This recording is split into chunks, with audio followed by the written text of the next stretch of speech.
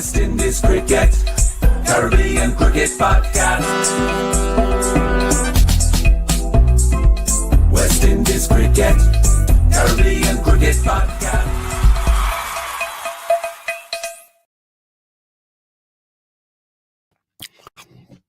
Listen, I didn't even add myself to the screen. That's how delayed this one has been. Well, welcome to the live show, Caribbean Cricket Podcast. I'm on half the Caribbean Cricket Podcast, Machel St. Patrick here. And with me as ever is my partner in crime, Santokie Nagilendran. Santokie, I just come in from the hairdresser. Simmer, who got the keys to my bimmer? Who am I? The girl them sugar. How you doing, Yeah, all good. No rules to CCP, no rules to Mash's life either. 11 p.m. on a Sunday, out here, getting them locks twisted, you know. But we're here. We said we'd do a live show. We kept our promise, even though we're slightly delayed. Thank you, everyone who's tuning in at the moment and who's hung around for the delay to join us to discuss what has been a monumental day 2 for West Indies. Mash, me and you thought it'd all be over. We thought we'd be doing the series review today. However, West Indies have proved us wrong, and they are now 6 wickets away from achieving a miracle in Multan, led by a knock half-century by captain Craig Brathwaite, leading by example, supporting knocks as well from Tevin Imlak, Amir Jangu, Kevin Sinclair, allowed West Indies to post a substantial total, which has given us a really, really good chance of winning in Multan tomorrow. Mash, if I'm looking at it from a quick viz perspective in terms of percentages, I would say West Indies have an 80% chance of winning tomorrow. What are you saying? So, at the end of the day's play, when we got who was the last person out? Was it Who was the last person out? Was it Baba? Yeah, Baba. Like 10 yeah, right. So when he got out, I won't lie to you. The first thing that went through my head was, well, we're gonna win. Like it wasn't even something that, like, you know, that usual kind of pessimism we have as West Indies fans, where it's like, oh, we can still find a way to lose this. That didn't hit me.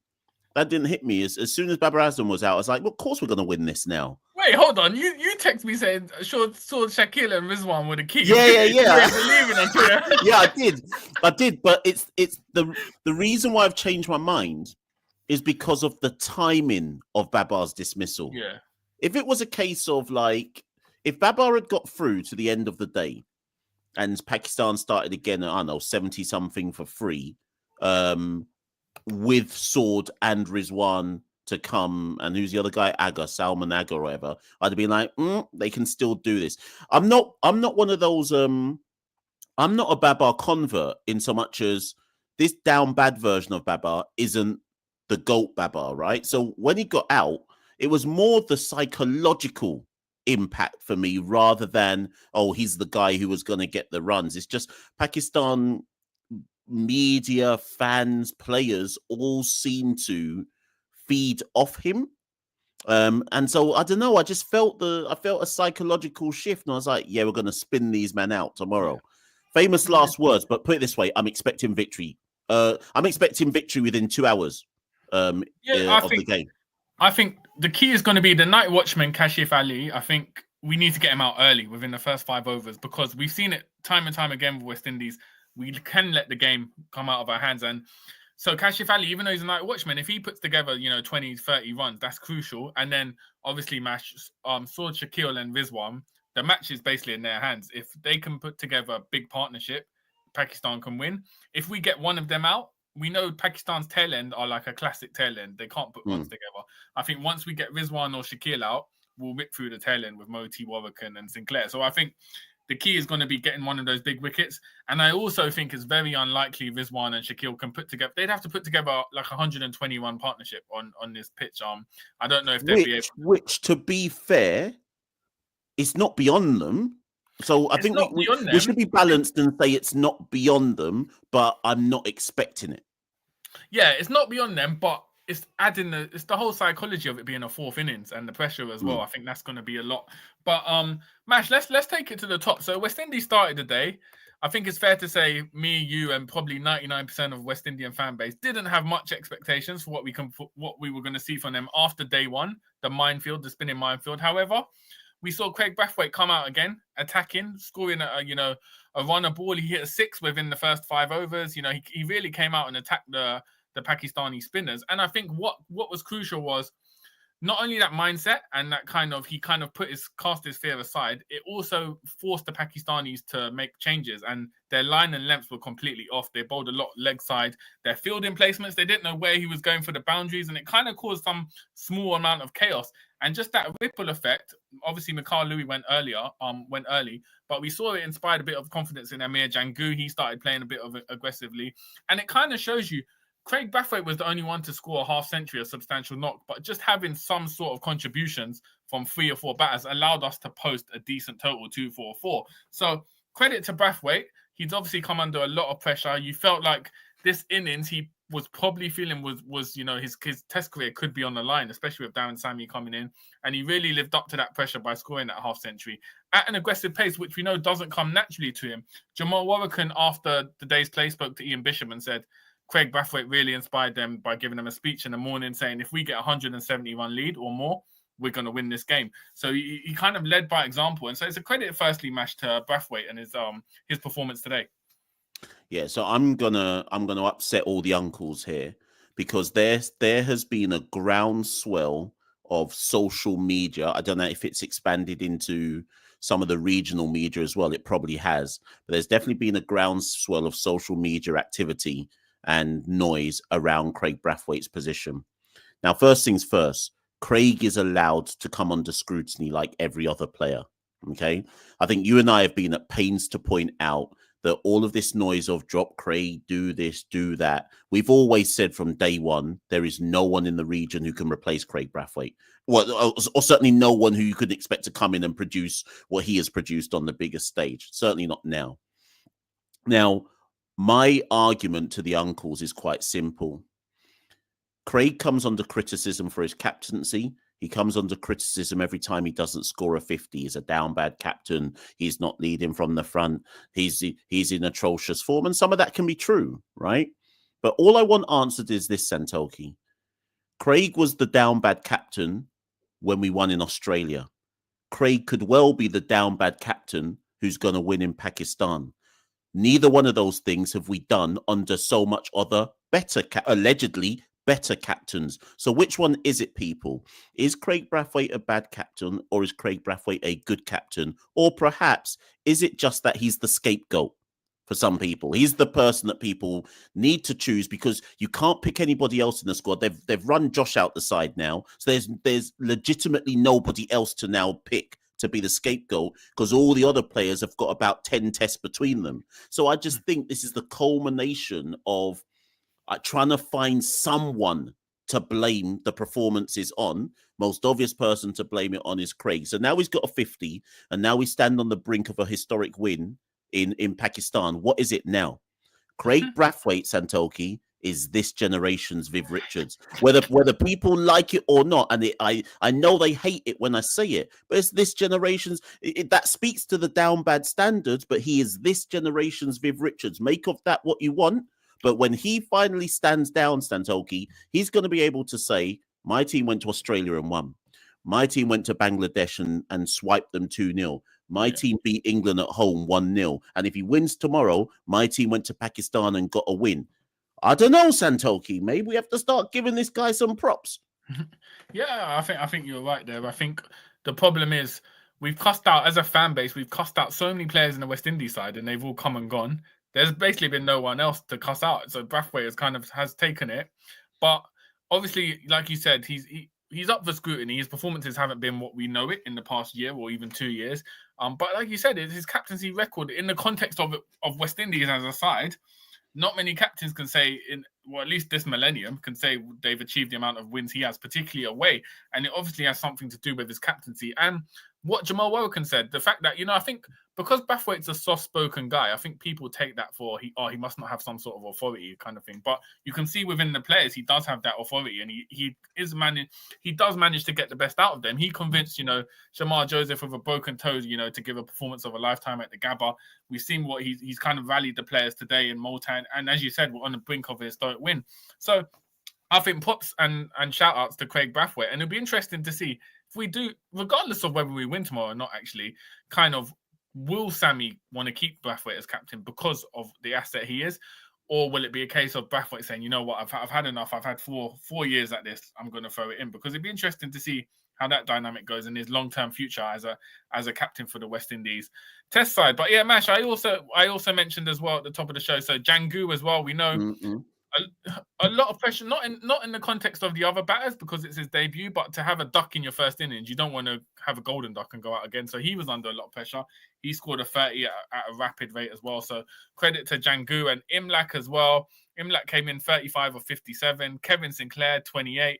Moti and Warrican, our standout batters from the first innings, hit 18 each. So all of these contributions really helped us. So you could say it wasn't a mammoth score. It wasn't like 300 plus, but in this context, it was very, very valuable. It's a very big score. And it was really a team effort with the bat today. Yeah, so I think Jangu, I mean, what I'm not going to do is I'm not going to jump on the hype train because for Jangu, it's just his first test match. He looked compact. I liked what I saw in this second innings. He looked compact. He looks exactly like somebody who's shown over the last year that he's finally learned what his game is and feels confident in his game. So I liked that from Jangu. I'd love to believe that there's more to come from Jangu. I think Imlak looked positive at the crease. He looked busy. I think what was interesting about the Sinclair and Imlak partnership was that both of them were just turning over strike on a regular basis, running hard twos, running hard threes, and it's those little things that put pressure back on the opposition. And what was interesting with the bat, it wasn't even so much that we scored 243 or whatever it was we scored. It was that was the first time in the series with the bat we made Pakistan think about something, and Pakistan wilted. They but that's because they're down bad. They wilted under the pressure, which, I mean, we can talk about the pitch and maybe we should save that for tomorrow after the match is concluded. But yeah, there were certainly positive contributions through the side, Santokie. Yeah. Let's talk about the pitch just briefly. I don't want to go into it too much. I still don't buy that day one was a 20-wicket pitch. And I've gone back and looked through all of the dismissals from day one through to today, through to the end of day two. If we're being honest, I reckon at least half you could say, well, that's just poor batting. So I do think these. The only reason I'm saying it, Santokie, is I think there's been a narrative that has developed from the first test where it's like, these pitches are down bad, they're atrocious. Yeah. I mean, when Pakistan came to bat in the second innings, the shot from Herrera, or whatever his name is, no, but the first one when he tried to reverse sweep one, right? Yeah. You're in a test match, you got bare time to try chase this down. And you're trying to reverse sweep a straight one, right? And then Ghulam tried to hit the ball to Islamabad. Like, what? Like, what are you doing? And I'm not complaining, but what are you doing? Like, play. And again, I don't know if it just speaks to this is the Downbad title. Maybe that's what we should have expected. Yeah, I think I don't think either side has been able to put together two consistently good innings back to back. So what we saw in the first innings was them reflecting how damn bad they are. I think a lot of it was psychological. I think West Indies came into bat first thinking, look how much it's, because it turned more in the first test, right? So I think actually factually this one had less turn in it based on what I was reading online. So it wasn't as bad as the first test, but I think West Indies came in with the mindset like a siege mentality. This is going to spin like crazy. We need to play defensively. We need to panic. And then Pakistan are so down bad that the fear spread to them as well. And it was just fearful batting across the whole day. And I think today, we basically saw West Indies say, we've got nothing to lose. Listen, like, we've got a 9-1 lead. Let's just come out and play. And I think that's what Brathwaite done. And we've just about managed to pull it off. So I think, Mash, as you rightly said, I think it just highlights how down bad these two are and why they are rightly so at the foot of the World Test Championship because of these performances. But let me ask you quickly, Mash. So obviously yesterday you were saying, this is the worst West Indies batting lineup you've seen in your lifetime. So by that logic, are you saying Uncle No Man and them man are the worst Pakistani bowling lineup of all time? So you know what? Play this one in the dressing room. I'm gonna hold my hands up. Oh, I'm gonna hold my hands up, right? When we were 38 for 7, I was in my feelings. I was in my feelings. I was in my feelings and I was emotional, right? Because I couldn't believe what was going on.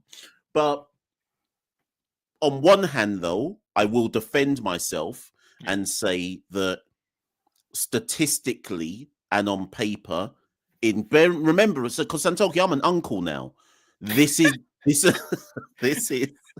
is the weakest West Indies batting lineup I've ever seen in my whole career watching West Indies. This is the weakest I've ever seen. However, I hold my hands up and say to the team, you made me shut my mouth. You made me shut my mouth. They stood up and they were counted and they showed fight. They showed gumption and they showed the region. Forget Pakistan. They showed the region we're not a waste team out here. Like, we have pride and we're not just gonna go out. We're not gonna go out like AJ twerking on our head top. Like, we're gonna actually put up a fight here. So it's a weird one. It's a weird one, Santokie, because on one hand, it delegitimizes everything I've said about Pakistan will win this 2-0 and so on and so forth. But on the other hand, I'm like, but all they've done is done what everybody wants them to do, which is, if you're going to lose, but lose going down fighting. And if we're going to win showing the best version of ourselves. I think the kind of struggle modern West Indian fans have is, if we do win tomorrow on day 3, everyone will look at the side and go, but we know you lot have got this in you.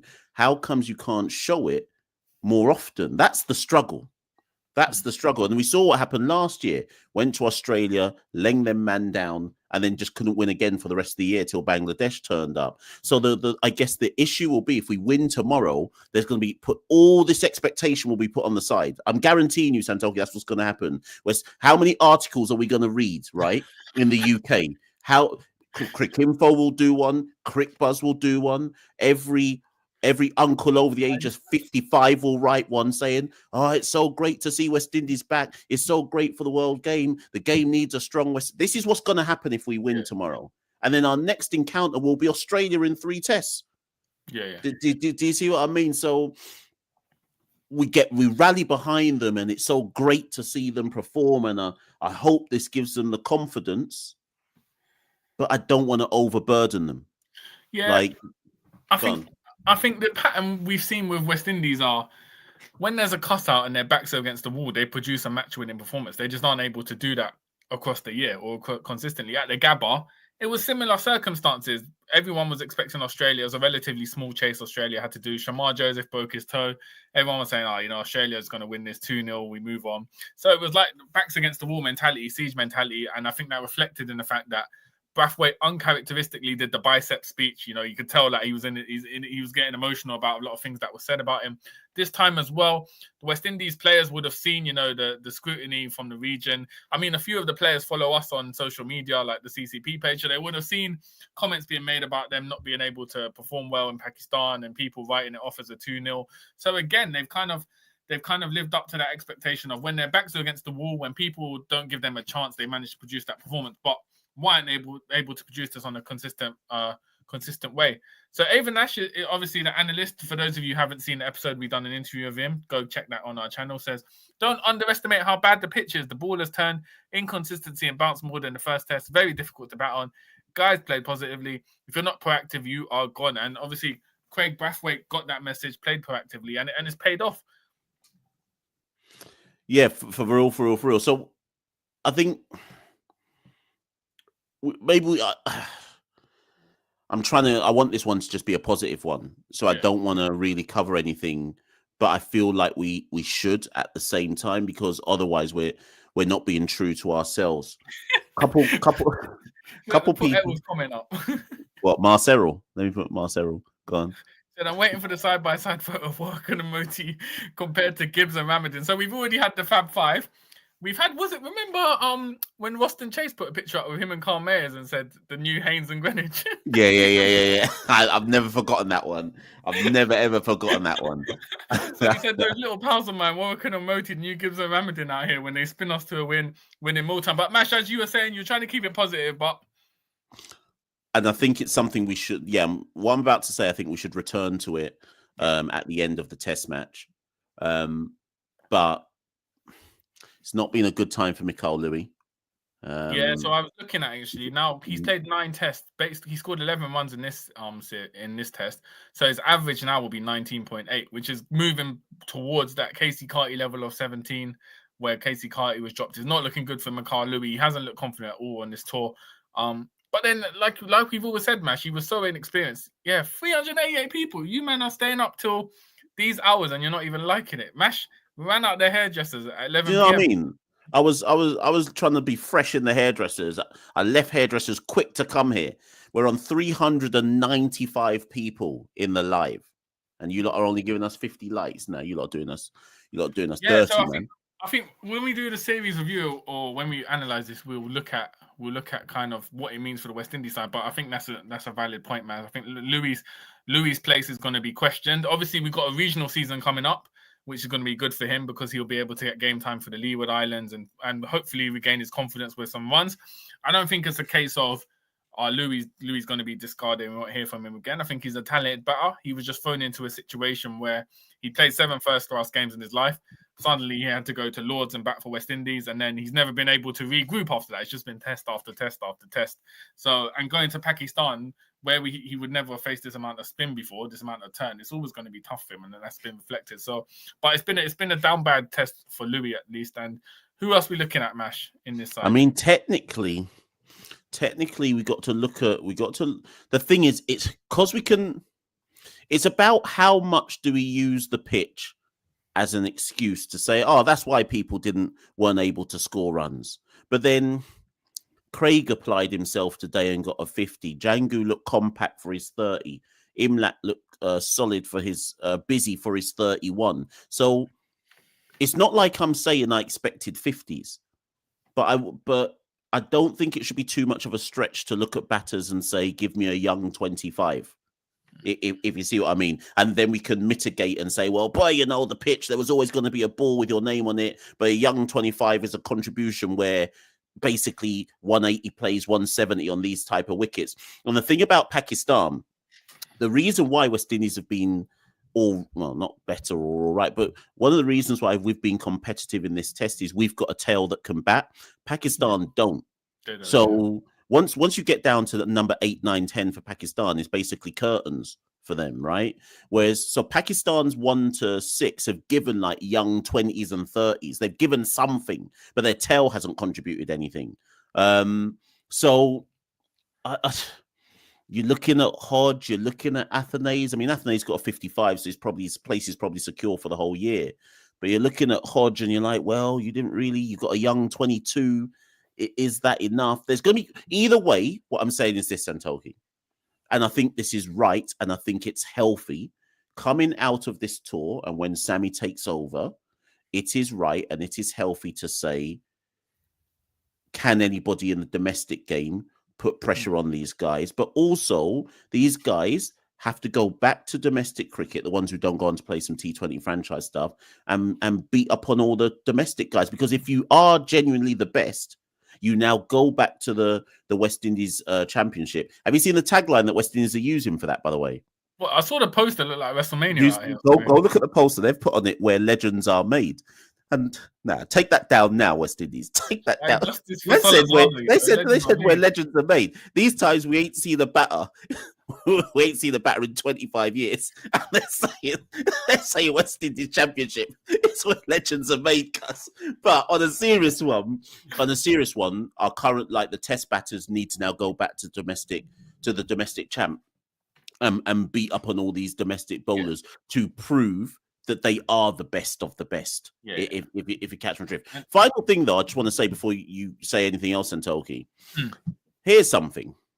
and I think you and I mentioned this, and I'm only mentioning it now on the live because there'll be people. There's currently 450 people in this live, right? That's what I'm saying, right?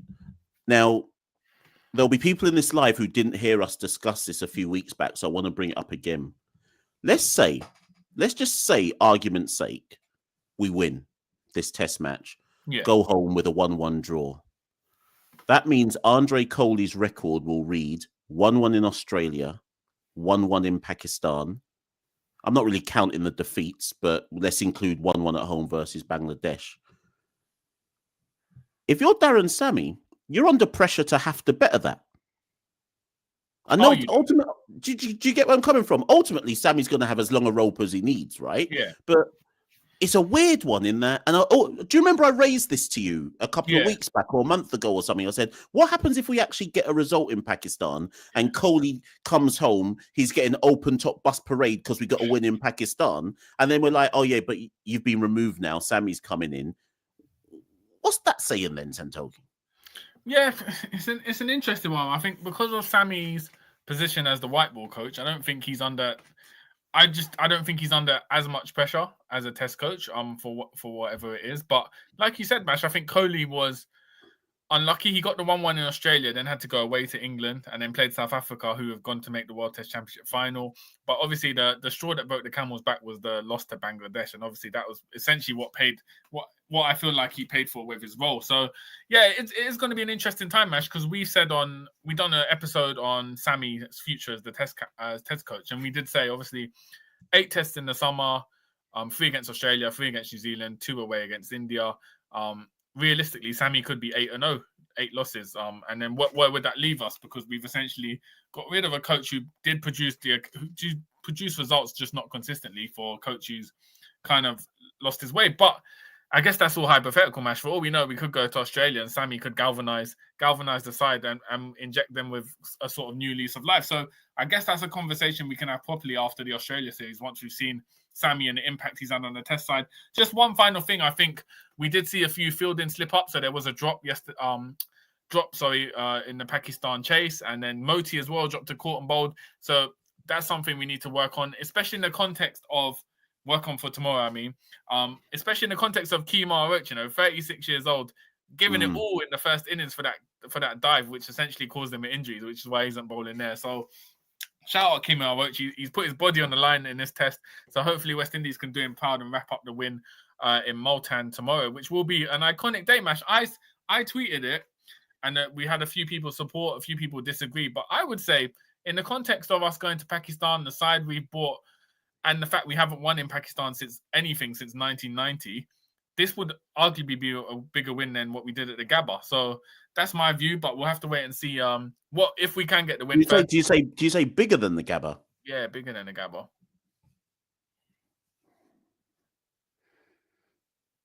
I'm gonna put it on equal par. And because the thing is, a lot of people say, come on, Mash. See, immediately I knew it, Santokie. Look, see, I knew it. That's why I had to pause you, because AWB. Wait, is that Wan-Bissaka? No, Wan-Bissaka. Where's he at now? Wan-Bissaka out here, but he's saying calm down, Santokie. And Z is saying Pakistan. He's saying Pakistan away. Now, this is the argument I assumed people would come with. How can you make that comparison when Pakistan are down bad? But I'm going to defend Santokie's hot take here by saying, for me, it's about the conditions the players are facing. Yeah, that's what I mean, the conditions. So the conditions at the Gabba, they were tough, but they suited the pace attack we have. The conditions here, and the fact that if you look at the fact we were 37 for 8 in the first innings, this will be a mad switch up if we manage to win it. So for me personally, and the fact that our history in Pakistan and the conditions and just what it is, I think, because we won in Australia in '97, and then we managed the conditions kind of suited. Well, Pakistan has historically, since the 1950s when we started playing, there's been one of the toughest places for West Indies to go. So I think in the context of West Indies history, it'd be an iconic win. Obviously, it's up for we have to get the win first. So I don't want to go too much into the debate, but we can have that debate after, once we secure the win tomorrow. What do you feel was more iconic, more historic, more important, the Gabba win or the win in Multan? So we'll have that debate once West Indies have secured the win. Mash, it's 10 to midnight here in the UK. You know, you come back from the barbershop, you got to set that alarm for about 4.5 hours, you know. Listen, I'm getting up in 4.5 hours to rally, you know. So listen, people, we could go on and go on, but what's probably likely is after West Indies win, we'll do a live and like talk about it then. So that's why we were only ever going to do a little quick one. Obviously, if you're in the UK, anyone in the UK has seen a couple of the Neeks is in the chat, Ospreys in the chat. I don't know what they're doing because they have to set an alarm like me. Wait, hold on, how was Avanesh in there? Only like 4 a.m. in Pakistan. Listen, they're excited. They're ready for the win, you know. they're excited. They're ready to take this one home. So, Jay says, "Is there a call in tomorrow?" I don't know because I'm assuming that Santokie and I will do something instead if we win. But Santokie and I will probably look to see if we can do something tomorrow evening. And if we do, that will replace the call-in show. But we'll do it live. We'll do it live. Whatever we do, we'll do it live tomorrow. And then also, people, just before we go, Fazir is booked in. So that is going to be that recording is on Wednesday with Fazir Mohammed. So look out for the drop for our show with Fazir on Wednesday. So content coming. If we lose, what are you saying? Undertaker theme tune coming out again.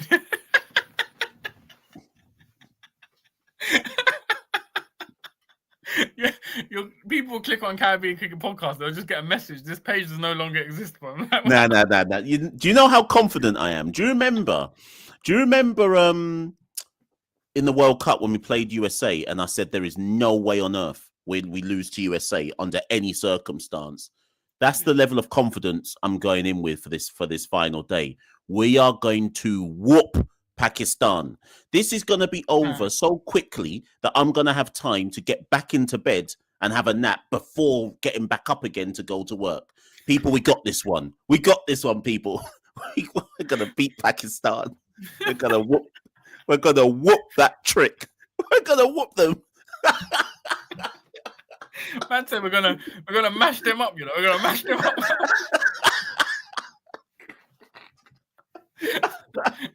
Listen, everyone, thank you to the 450 plus people that were in the live tonight. Like, share, and subscribe on your way. You know what? Someone's gonna clip you saying after we lose.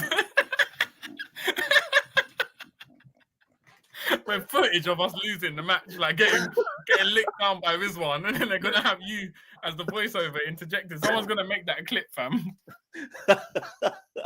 Right, listen, let's get out of here. I've got to go to bed and get up in about 4 hours. Right, people, as Santokie and I said, like, share, subscribe on the way out. We're on all the social media handles. You know where to find us. We'll be back tomorrow after day 3, rally time. Discord group. See you in the Discord at 4:30. If you're on social media, I'll see you at 4:30 and we rally. Listen, we're out. See you all very, very soon. West Indies Cricket, Caribbean Cricket Podcast.